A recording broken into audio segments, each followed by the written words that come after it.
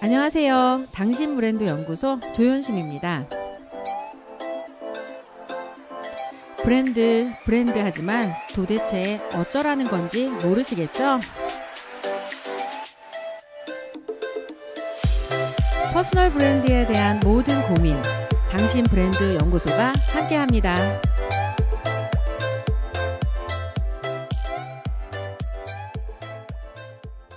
조연심의 당신 브랜드 연구소 지금 방송을 하면 할수록 여러분들이 보여주는 반응, 댓글에 의해서 제가 더 잘해야 되겠다라는 생각이 들게 하는 일들이 정말 많이 생기고 있습니다. 뭐 항상 이렇게 좋은 콘텐츠를 무료로 들어도 되나 싶을 정도로 너무 잘 듣고 있습니다. 역시 전문가 대표님께서 해주시는 이야기들은 너무 좋네요. 항상 공부하는 마음으로 잘 듣고 있어요. 감사합니다. 뭐 이렇게 댓글을 달아주신 분도 계시고, 반가운 목소리 들으니 기분이 업되네요. 나를 증명하나를 심취해서 읽었던 기억이 떠오르네요. 브랜드 자산의 종류에서 능력 자산, 지식 자산, 감정 자산, 고객 자산 중에 제가 제일 중점을 두어야 하는 곳이 고객 자산임을 절실히 느꼈던 기억도 납니다. 할 일을 아주 작은 조각으로 쪼개서 목록을 기재하고 실천해 보려, 그리고 그렇게 노력하려고 하는데 아직 갈 길이 머네요. 대표님의 팬이 열심히 듣고 갑니다.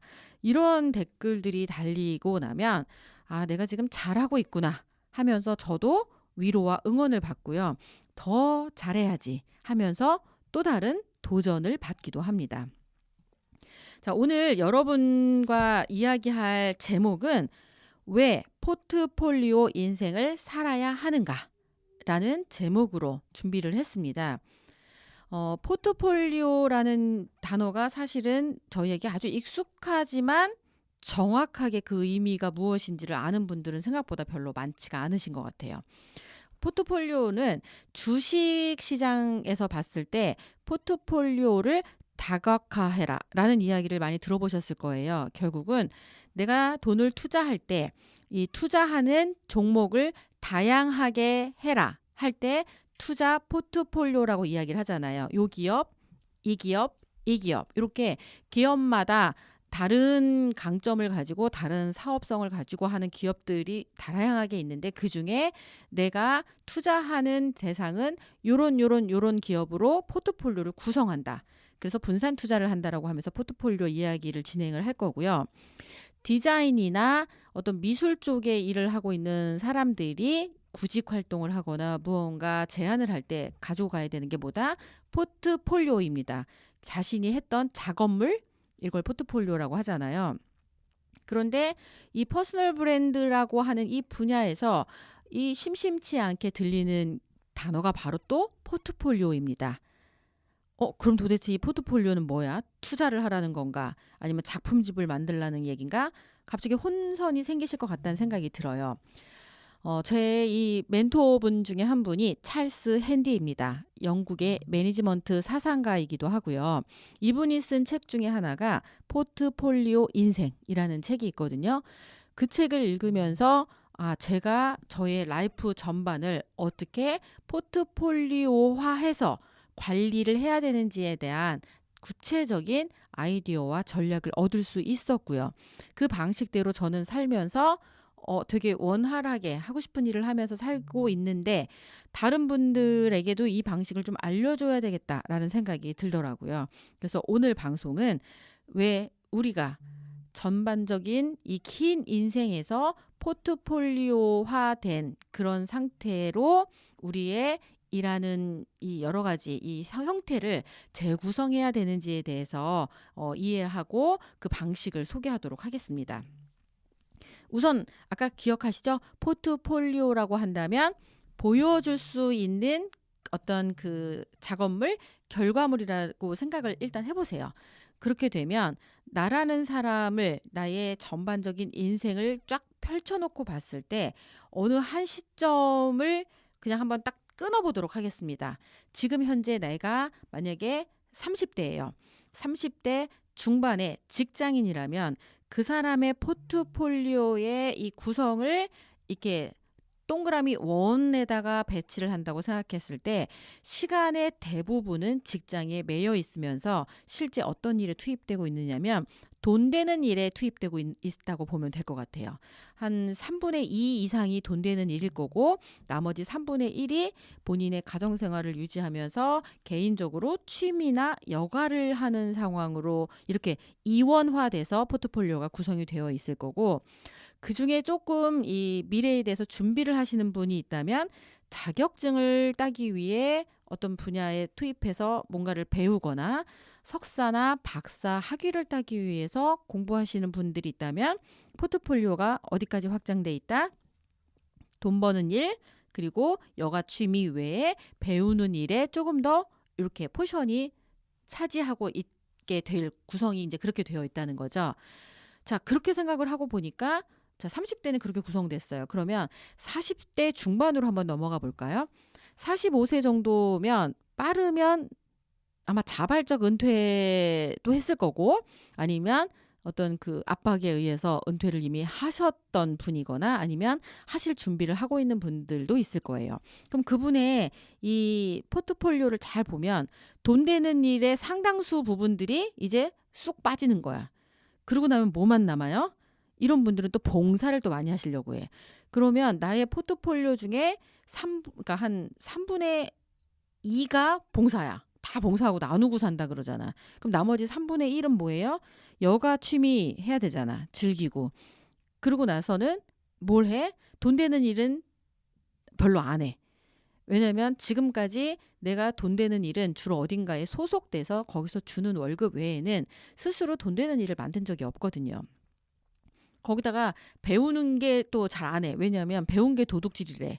그러면서 배운 게 도둑질이라고 기존에 돈 버는 일에 투입했던 일 외에는 새롭게 배우질 않기 때문에 잘 보시면 알겠지만 포트폴리오가 굉장히 불균형적으로 찌그러져 있다라는 거를 확인하실 수 있게 됩니다.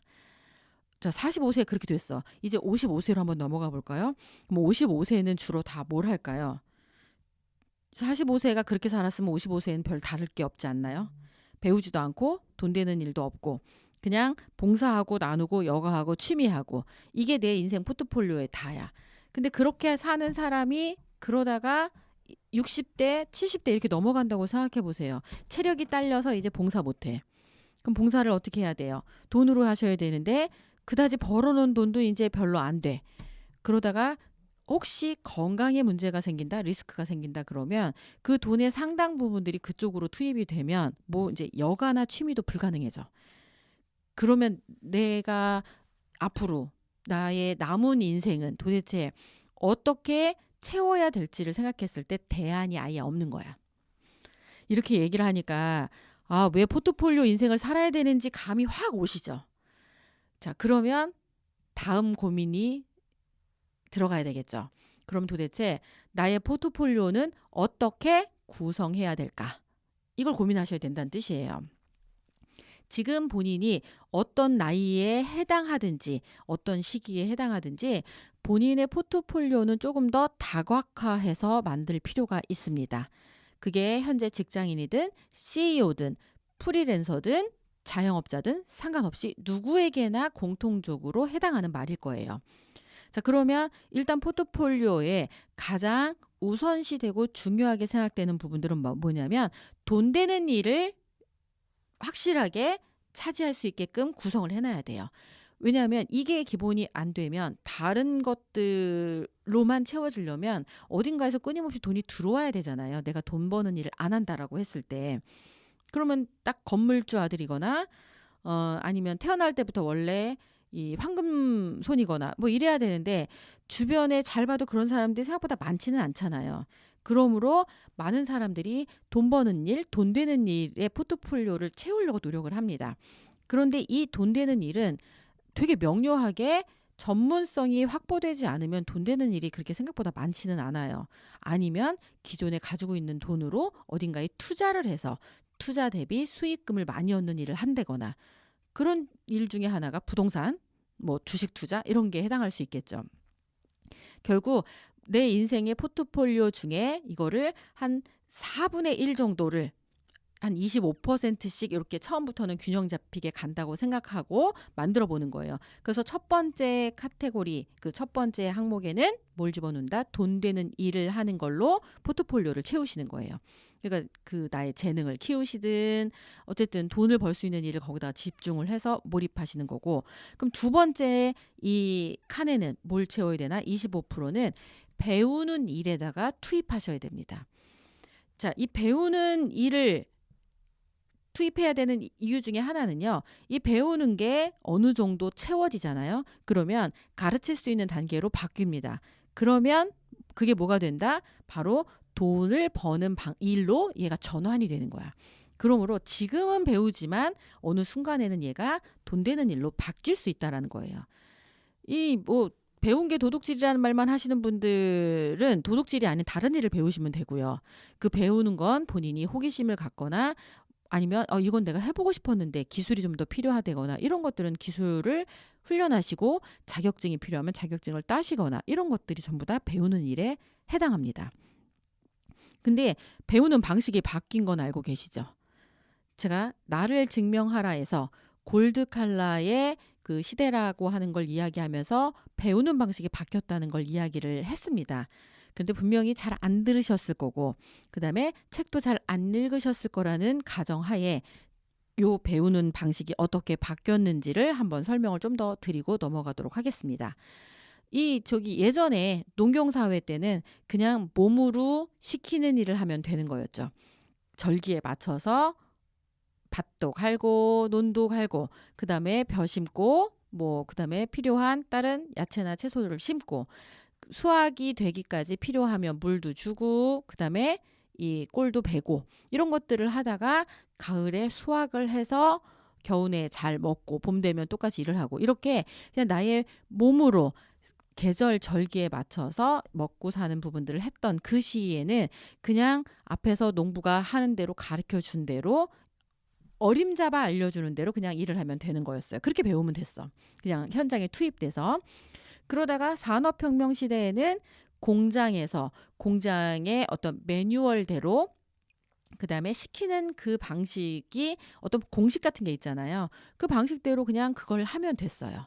근데 인풋한 시간 대비 많이 일을 하면 대량 생산을 하는 시스템하고 연결되어 있었기 때문에 성실하게 배우면 특별한 이변이 없는 한 돈을 벌 수 있는 일이 됐다는 거죠. 그렇게 배우면 됐어요. 자, 그런 상태가 됐다가 20세기 정보사회가 오면서 자격증을 따야 내가 무언가 배우는 방식의 자격증을 따야 돈이 되는 걸로 바뀌었잖아요.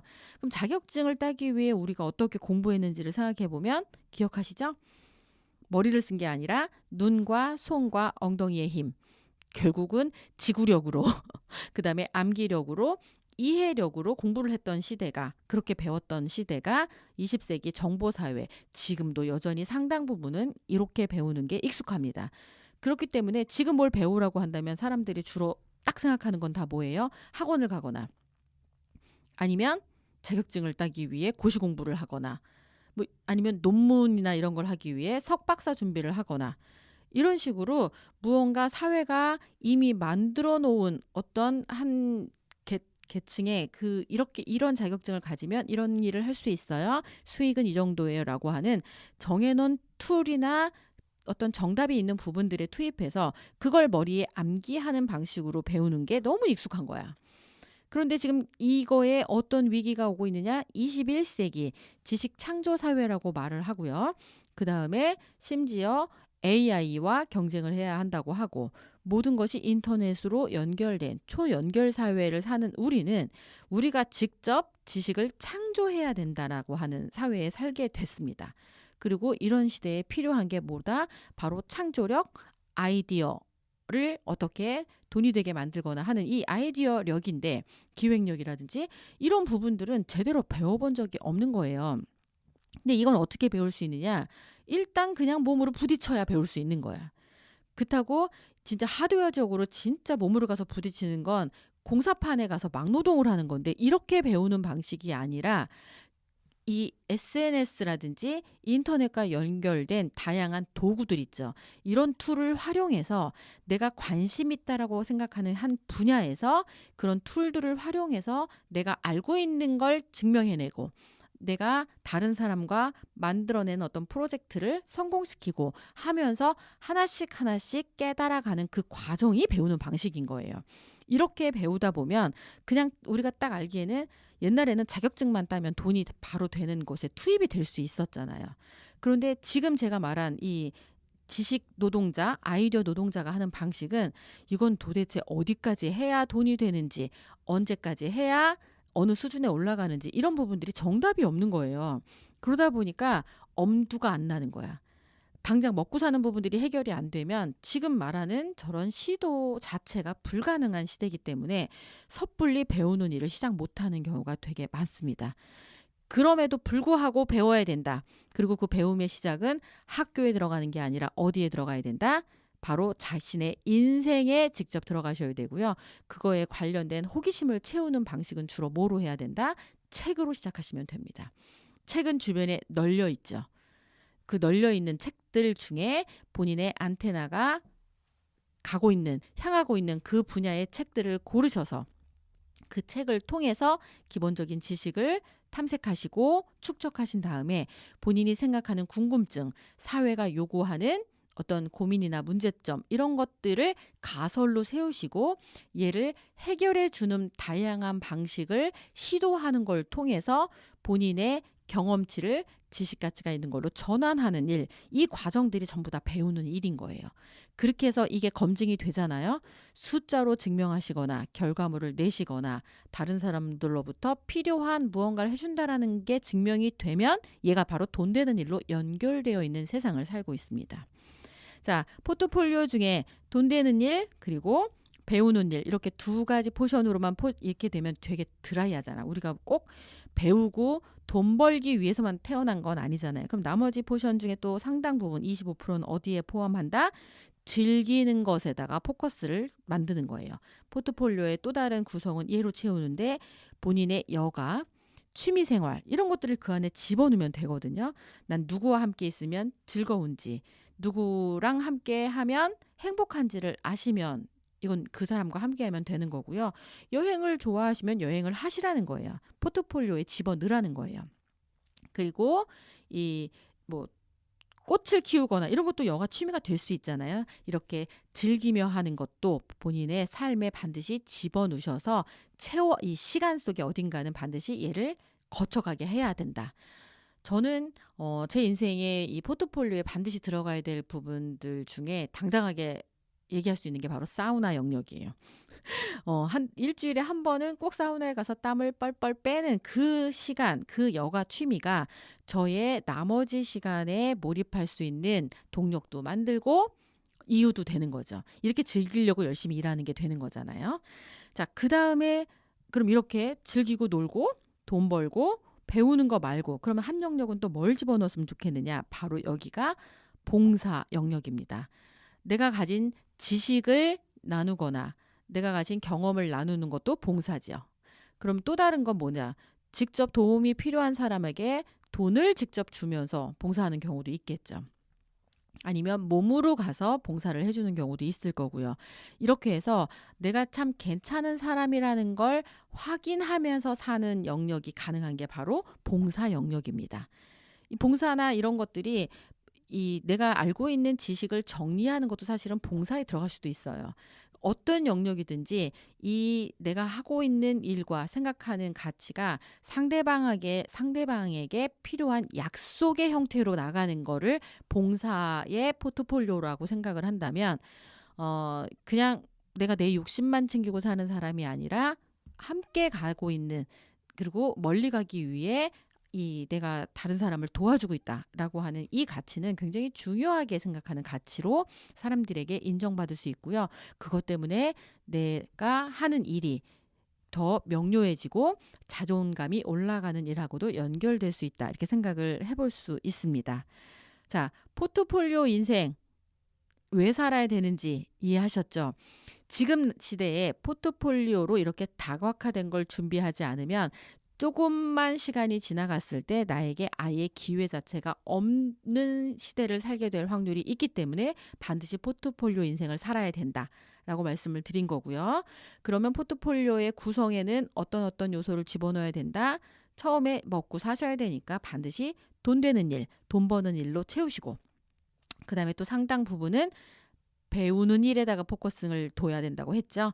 배우는 일, 그리고 취미나 여가를 통해서 내 삶을 즐기는, 행복하게 사는, 사랑하는 일도 이 안에 들어가겠죠. 그리고 봉사, 나눔을 통해서 내가 참 가치 있는 사람이라는 걸 깨달을 수 있는 그런 경험들을 이렇게 순환적으로 계속 만들어 가다 보면, 딱 느낌으로 봤을 때 저 사람 참 괜찮은 사람이야 라고 하는 부분들도 만들 수 있고, 나 스스로도 불안해하지 않고 앞으로 참 좋은 일을 많이 하면서 오늘보다 내일이 더 기대되는 그런 삶을 살 수 있게 되실 거라고 저는 확신 있게 이야기를 드립니다. 왜냐고요? 제가 그렇게 살고 있거든요. 그래서 불안하지 않게 본인의 인생을 스스로 이렇게 포트폴리오화해서 사는 분들이 조금 더 많아지셨으면 좋겠다라는 생각을 하면서 오늘 당신 브랜드 연구소 여기서 마치도록 하겠습니다. 당신 브랜드 연구소는 퍼스널 브랜딩 그룹 MU, 생각 표현 연구소, 셀링 포인트 연구소, 브랜드 컨셉 디자인이 함께합니다.